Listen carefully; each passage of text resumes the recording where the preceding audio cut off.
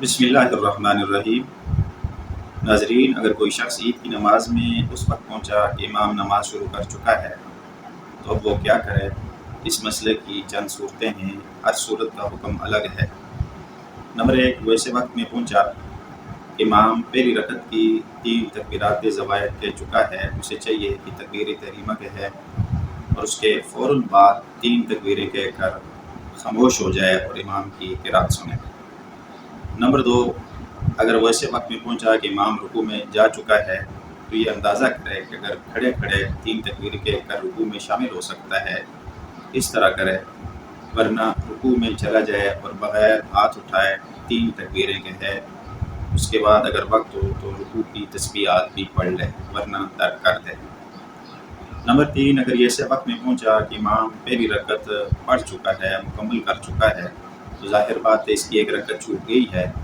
اب یہ اس طرح کرے گا کہ جیسے ہی امام سلام پھیرے تو یہ کھڑے ہو کر اپنی جو اس کی رکعت چھوٹ گئی ہے ایسے پورا کرے کہ پہلے ثنا پڑھے، پھر اعوذ باللہ، بسم اللہ، پھر سورہ فاتحہ اور سورت پڑھنے کے بعد رکوع میں جانے سے پہلے اپنی جو تکبیرات زوائد ہیں وہ کہے گا۔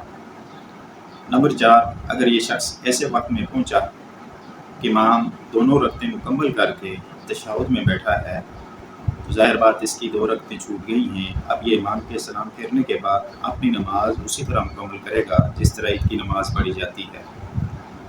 نمبر 5، اگر یہ ایسے وقت میں پہنچا کہ امام سلام پھیر چکا ہے تو ظاہر بات ہے اس مسجد یا عیدگاہ میں تو یہ نماز نہیں پڑھ سکتا، اب اس علاقے کی کسی دوسری مسجد کو تلاش کرے جہاں عید کی نماز نہیں ہوئی، وہاں جا کر شریک ہو جائے، اور اگر اس کو کوئی بھی ایسی جگہ نہیں ملتی، تمام جگہوں پہ عید کی نماز ہو چکی ہے تو اس کی عید کی نماز فوت ہو گئی، اب یہ تنہا نہیں پڑھ سکتا اور نہ ہی عید کی نماز کی قضا ہے۔